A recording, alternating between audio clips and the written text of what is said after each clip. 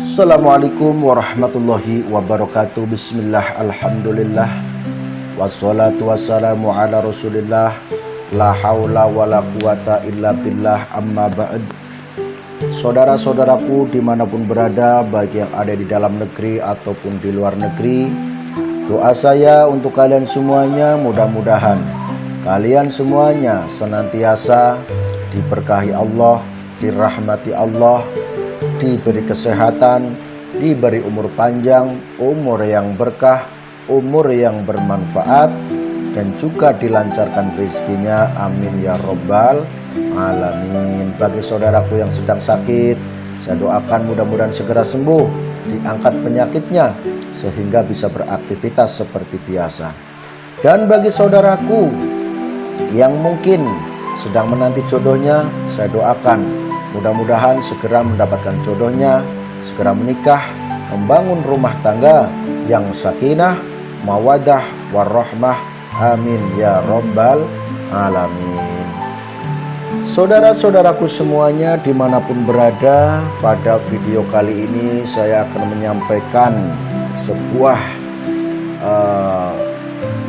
istilahnya motivasi ataupun keterangan yang bisa menggugah atau membangkitkan kesemangatan kalian semuanya di dalam mengistiqomahkan ibadahnya, mengistiqomahkan wiridnya. Jadi saudara-saudaraku, ketika kalian mengamalkan sebuah amalan apapun, yang paling inti adalah istiqomah. Istiqomah itu bagaimana? Istiqomah itu ya terus menerus, ya, terus menerus.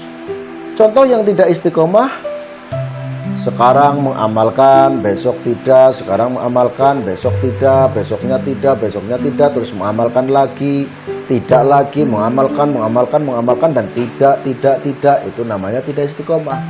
Tapi kalau istiqomah itu ya terus menerus, ya, terus menerus mengamalkan. Misalnya mengamalkan hizib, ya.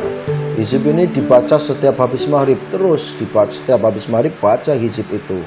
Misalnya hizib nasr atau hizib barki, ya baca setiap maghrib, hizib barki dibaca terus setiap habis maghrib, itu namanya istiqomah. Kalau masalah nanti ada darurat, ketika mungkin bepergian atau ada hal lain, misalnya pas sakit, ya, tidak sempat untuk membaca wirid atau tidak kuat lah ya karena lemes ataupun lainnya, nah itu beda lagi ya saudaraku. Itu bukan termasuk tidak mengistiqomahkan, ya, tapi karena ada darurat seperti itu. Jadi istiqomah itu lebih baik, lebih bagus daripada 1000 karomah. Kenapa? Karena ketika kita istiqomah tentu akan mendapatkan karomah,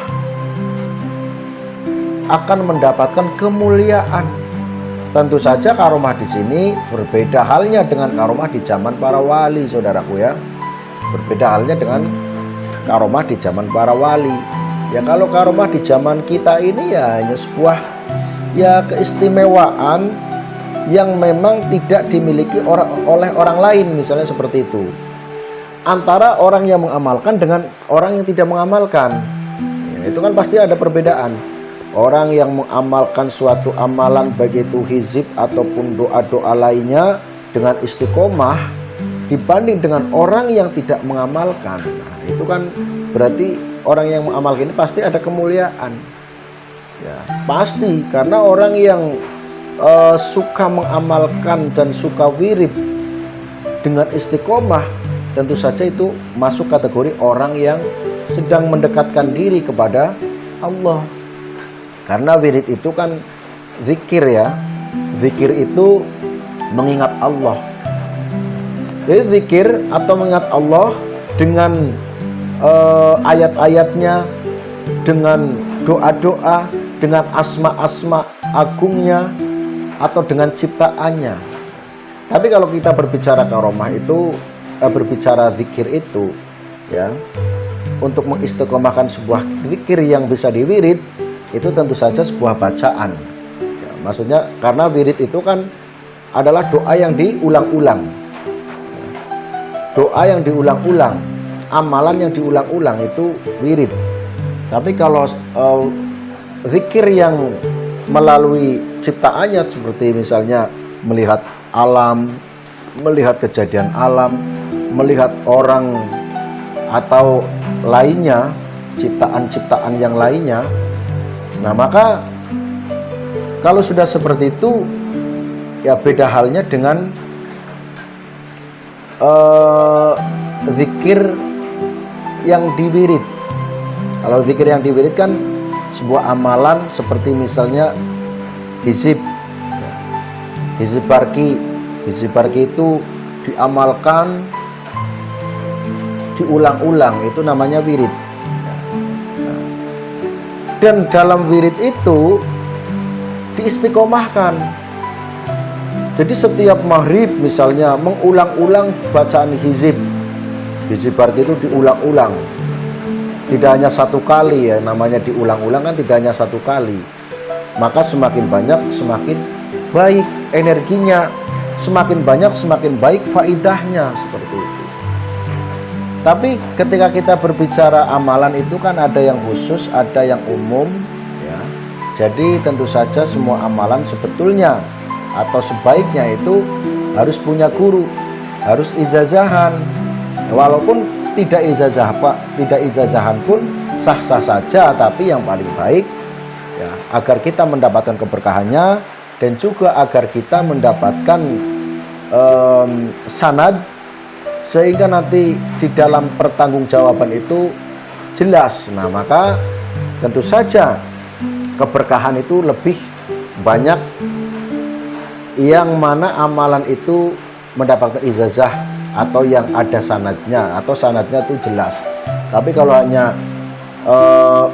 menghafal karena mendengarkan terus kemudian hafal, atau karena baca di internet kemudian hafal dan tidak tahu asal usulnya, pokoknya ini ada sebuah hizib saya amalkan, itu nanti berbeda saudaraku ya, berbeda, baik berbeda di dalam keberkahannya dan juga berbeda di dalam pertanggungjawabannya.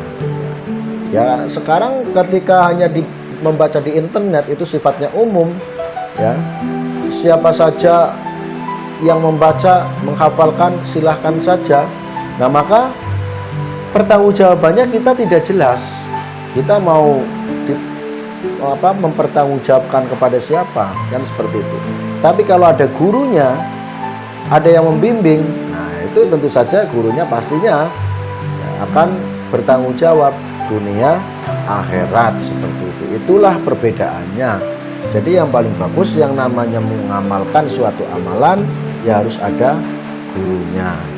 Jadi sekali lagi saudaraku, istiqomahkan wiridmu, istiqomahkan amalanmu, istiqomahkan doa-doa yang kalian wirid, karena istiqomah itu lebih baik, lebih bagus daripada 1000 karomah. Dan orang yang istiqomah di dalam wiridnya, tentu saja orang itu akan mendapatkan karomah, insya Allah. Seperti itu. Mudah-mudahan kalian paham.